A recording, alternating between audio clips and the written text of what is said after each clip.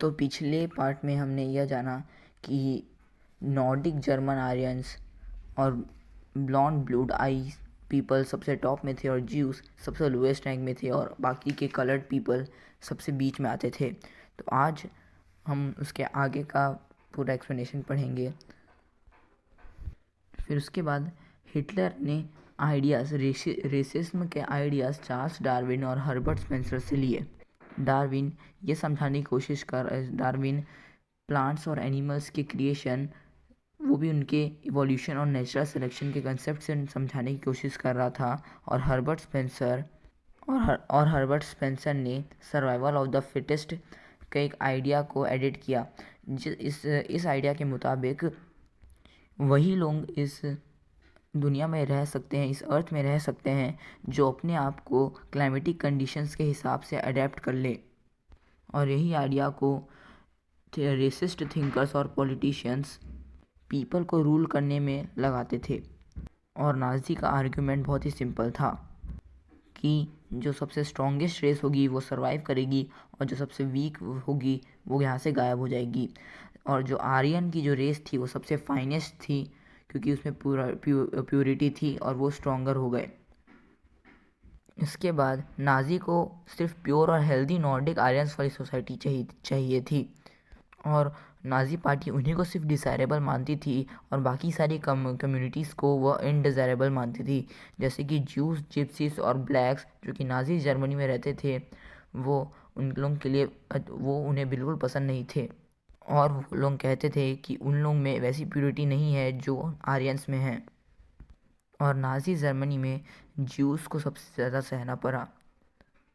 Juice को एक ऐसा स्टीरियोटाइप्ड किलर्स माना जाता था, किलर्स ऑफ क्राइस्ट माना जाता था।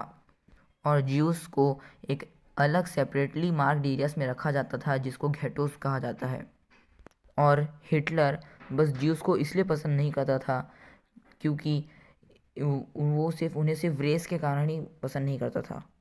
फिर उसके बाद 1933 से 1938 तक के ज्यूस को बहुत ही ज़्यादा सफ़र करना पड़ा। उनको टेररिटाइज करना पड़ा था, उनको पॉपराइज्ड किया और सेग्रीगेट भी किया। 1939 और 1945 में उन्हें पोलैंड के गैस चैम्बर्स में उन्हें मारने का प्लान बनाया गया। उन्होंने पोलैंड को 2 हिस्सों में बांट दिया और जो नॉर्थ वेस्टर्न साइड थी पोलैंड की वह जर्मनी का पार्ट थी और जो पोलैंड में जो रहने वाले रहते हैं उनको पोल्स कहा जाता है, जिन्हें अपने घर छोड़ने की उन्हें अपने घर छोड़ने और प्रॉपर्टी छोड़ने के लिए फोर्स करना पड़ा और फिर वो प्रॉपर्टी जर्मन्स ने ऑक्यूपाई कर ली। और जो पॉलिश चिल्ड्रन थे जो आयरन जैसे दिखते थे उन लोगों को रेस एक्सपर्ट्स के पास ले जाया जाता था और अगर वो रेस टेस्ट पास कर लेते थे तो वो जर्मन्स फैमिलीज़ को दे दिए जाते थे। फिर हिटलर के दिमाग में आया और हिटलर ये बिलीव करता था कि एक स्ट्रॉन्ग नाजी सोसाइटी तभी बन पाएगी जब वो नाजी आइडियोलॉजी को बच्चों में फैला पाएगा। फिर उसके बाद अनडिज़ायरेबल चिल्ड्रन और टीचर्स और ज्यूस, फिजिकली हैंडीकैप्ड और जिप्सीज को स्कूल से बाहर निकाल दिया गया। स्कूल की टेक्स्ट बुक्स को वापस से लिखा गया और जर्मन्स और ज्यूस को एक साथ बैठाना और एक साथ खिलाना पाप हो गया था। फिर उसके बाद चिल्ड्रंस को लॉयल, सबमिसिव और ज्यूस को हेट करना और हिटलर की पूजा करना ये सब सिखाया गया। और स्पोर्ट्स जैसे कि बॉक्सिंग भी वहाँ के स्कूल्स में इंट्रोड्यूस करा दिया गया। हिटलर सोचता था कि इससे वो आयरन हार्टेड, स्ट्रॉन्ग और मस्कुलाइन बनेंगे। फिर उसके बाद हिटलर ने यूथ ऑर्गेनाइजेशन और यूथ लीग का फॉर्मेशन किया। यूथ ऑर्गेनाइजेशन में जो भी बच्चे 10 साल के रहते थे उन्हें जंग वॉल्क ज्वाइन करना रहता था, यानी आर्मी ज्वाइन करनी पड़ती थी। और 14 साल की उम्र में सारे बॉयज़ को नाज़ी यूथ ऑर्गेनाइजेशन यानी हिटलर के यूथ को ज्वाइन करना पड़ता था। फिर उसके बाद उनकी बहुत ही कठोर ट्रेनिंग होती थी और फिज़िकल ट्रेनिंग होती थी, जिसके बाद उन्हें लेबर सर्विस 18 साल की उम्र में उन्हें लेबर सर्विस में ज्वाइन होना पड़ता था। फिर उसके बाद उन लोगों को अपने आप को आर्म्ड फोर्सेस में सर्व करना पड़ता था और नाज़ी ऑर्गेनाइजेशन में ज्वाइन होना पड़ता था। 1922 में यूथ लीग, जो कि नाज़ीज़ का जो यूथ लीग था, वो भी फाउंड हो गया, जिसके बाद 4 साल बाद उसको हिटलर्स यूथ के नाम से जाना जाता था। और उसके बाद युद्ध को कंट्रोल करने के लिए सारे यूथ ऑर्गेनाइजेशंस उसके बाद से बैन होने लगे थे। नाज़ी जर्मनी में छोटे छोटे बच्चों और यंग पीपल को बार बार यह बताया जाता था कि वुमेन्स तुम मेंस से बहुत ही ज़्यादा अलग है, क्योंकि नाज़ी आइडियोलॉजी के हिसाब से मैन और वुमेन में इक्वालिटी एक बुरी बात थी और ये सोसाइटी को डिस्ट्रॉय कर सकती थी।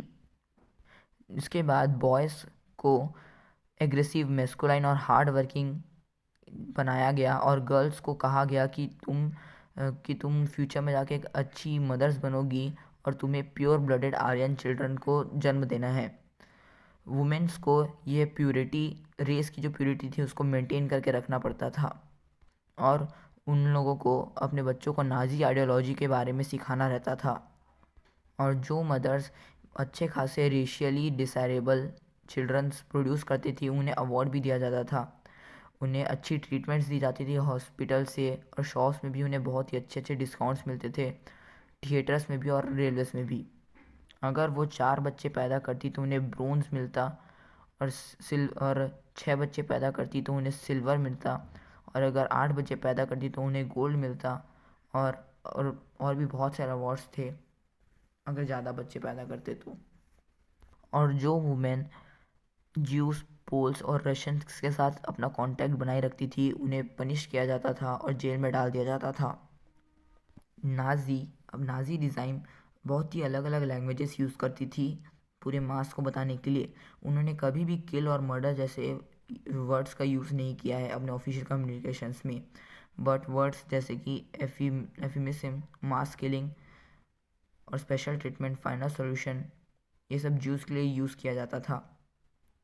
डिसेबल्ड लोगों के लिए यूथेनेसिया, सेलेक्शन, डिसइंफेक्शन और इवैक्यूएशन, मतलब पीपल को गैस चैम्बर्स में ले जाना और उन्हें मारना। गैस चैम्बर्स को डिसइंफेक्शन एरियाज कहा जाता था।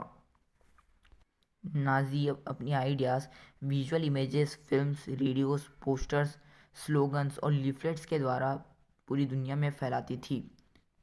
सोशलिस्ट और लिबरल्स को वो लोग वीक रिप्रेजेंट करते थे और उनके ऊपर अटैक भी करते थे। उन्होंने बहुत सारे प्रोपेगेंडा फिल्म्स भी बनाए थे ताकि लोग ज्यूस को हेट करें। उनमें से बहुत ही इनफेमस फिल्म थी द एटर्नल ज्यू, जिसमें ज्यूस को वर्मिन, रैट्स और पेस्ट की तरह रिफ़र किया गया। बहुत से ऑर्डिनरी पीपल बिलीव करते थे कि नाज़ी प्रॉस्पेरिटी लाएगी और जनरल वेलबींग सुधारेगी, लेकिन बहुत सारे जर्मन्स ऐसे भी थे जिन्हें यह बिल्कुल पसंद नहीं था, लेकिन वह जेल जाने के डर से कुछ नहीं कहते थे। उसके बाद नाज़ी ने बहुत सारे हॉरिबल प्रैक्टिसेस फॉलो की थी जो कि वर्ल्ड वार के बाद ही पता चली।